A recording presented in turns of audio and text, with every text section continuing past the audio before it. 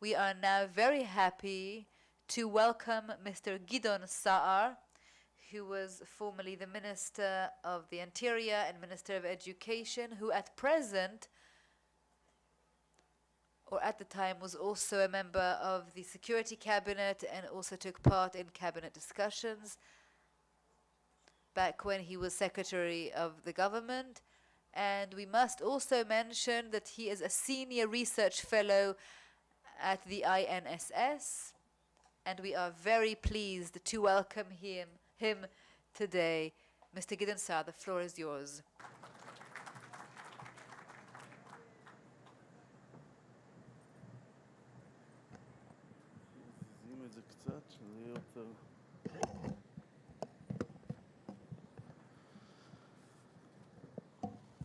צהריים טובים לכולם.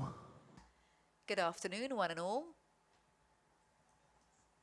President Trump's decision last night, about 18 months after entering office, to pull out from the nuclear agreement with Iran has completed his change of attitude vis-à-vis his predecessor, and now Israel and the United States are on the same page. Prime Minister Netanyahu and President Trump are now on the same page, which is exactly unlike the situation in the past with the previous administration. The current administration does not view Iran as a partner in this region, but rather as a country that should be dealt with, dealing with its aspirations, its dangerous actions, in order to stabilize it. The American president has also emphasized in his address last night to prevent Iran from obtaining weapons of mass destruction and attacking cities. It is very important as part of the nuclear race. However, Israel must also prepare for various other possible scenarios, including one where, in order to prevent Iran from obtaining weapons of mass destruction, we will have to take action. This is the time to congratulate the U.S. administration for taking a decision and standing strong against a state that is threatening the security of the world. We must back up and support Prime Minister Benjamin Netanyahu for his constant leadership in the battle against Iran. The Prime Minister has identified this threat to its full severity and continued to counter it, even at times when the conditions were not simple. This combination of Iran and Syria and the economic crisis in Iran is creating an explosive situation, but also grants us an opportunity. Iran has problems in several places at once, and it is overstretched in various theaters. The strategic understanding between President Trump and Prime Minister Netanyahu is a source of strength in a conflict that in crisis that may be long-lived. The matters in Iran have not quieted down, and it is quite comprehensive, even if it seems on the back burner. To reinstate and reimpose the US sanctions that may bring about a worsening of the current economic crisis in Iran. However, the conditions for success, both in the nuclear sense and in the battle against having Iran base itself in Syria, is to place red lines and set clear objectives and to put in place the methods for reaching those goals consistently and permanently. Iran is setting strategic goals for itself. It is patient in its efforts to achieve them. It is able to absorb and contain, and it can tactically maneuver itself in order to reach its goals. The public discourse in its reaction or in the revenge, the Iranian revenge that are anticipated vis-à-vis the attacks from Israel misses the point. We must focus the discussion on the policy required to thwart Iranian efforts, both in nuclear and on our borders. The question we must ask ourselves is, What kind of strategic reality would we want to create? And what are we seeking to prevent?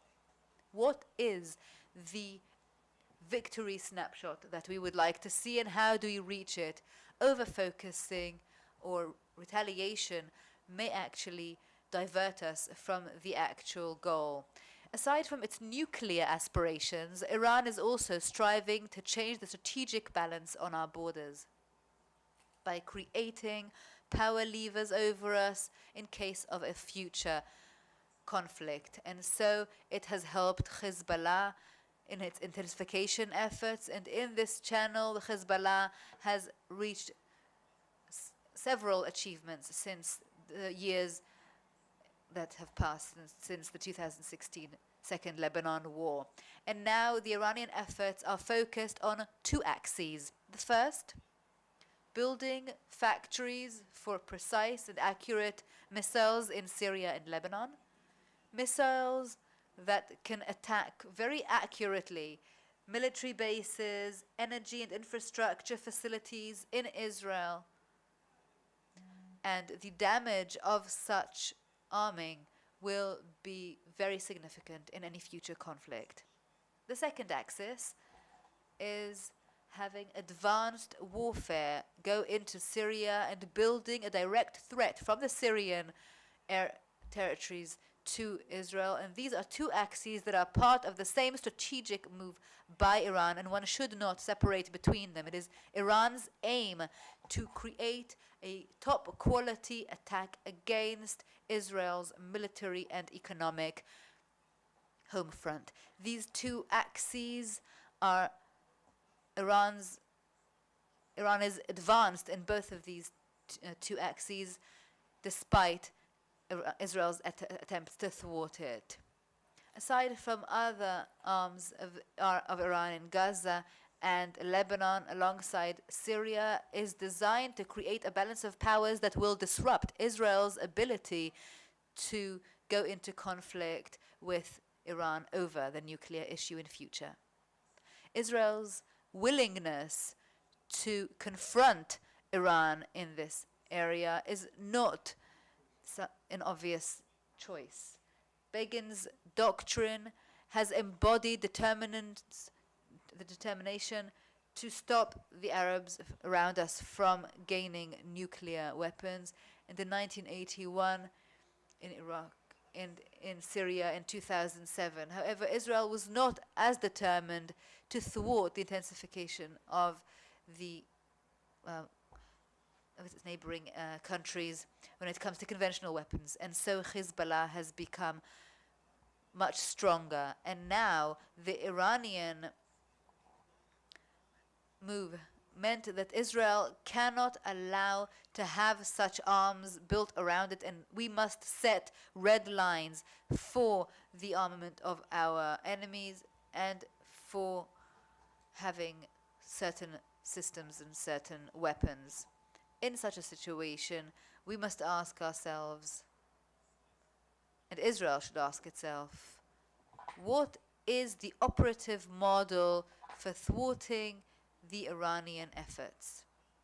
To date, Israel has been active in the war between wars, which had a surgical nature and has led to some achievements. However, we have not managed to stop Iran or steer Iran off of its track. And perhaps this channel of operation has exhausted itself, and at the end of the day, Hezbollah and their attempts to become stronger have been fruitful despite Israel's efforts. Assuming that we know what the target is, we must now ask ourselves how to get there, how best to attain this goal. I believe we should change the equation by addressing the enemy's desire. In the civil war years in Syria, there was a disagreement in Israel over what is the most or the best sort of end scenario as Israel sees it. The opinion that I expressed at the time, and quite consistently, was that if Iran is the most dangerous enemy of Israel's, then having its ally, Assad in Syria, collapse is Israel's interest and is better than other scenarios, even those that have to do with uncertainty. Israel was not involved in the internal war in Syria, and rightly so. But either way, Assad's regime, in Iran's point of view, in Russia's point of view, and also in Hezbollah's point of view, is an asset.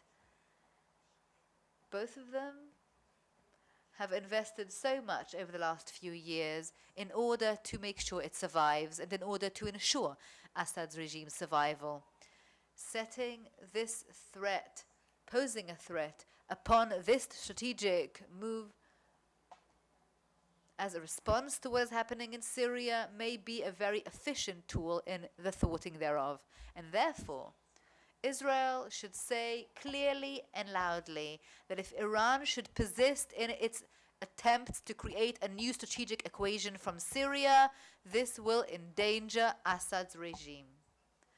And the outcome of such a move may be the collapse of Assad's regime. And as a result, and consequently, so long as Iran continues to proceed in its plan, then we will attack regime targets in Syria. And we must also put our money where our mouth is. As long as our threat seems more reliable, so the probability to actually act upon our statements will lessen. If the steps taken by Iran will endanger Syrian regime, then that will create a dissonance between them, as well as between Russia and Iran. The price of war is astronomical to all parties involved, and it doesn't look like there's any player who is interested in war. A war can also be the outcome of miscalculation, an error in judging the steps to be taken by the other party. Perhaps there are limited conflicts that are more than just accurate fighting and less than a big war, but these events do cost. The Iranian threat is the most significant threat to Israel's security today. And an important component in our ability to cope with the Iranian threat is unity within. We must set aside political rivalries and disputes over other issues in order to create first and foremost the utmost unity surrounding the necessity to address this threat. In the 70 years of our existence, we have grappled with far greater and more complex threats, and we have come through. And I am certain of our ability to withstand this threat too. Thank you very much.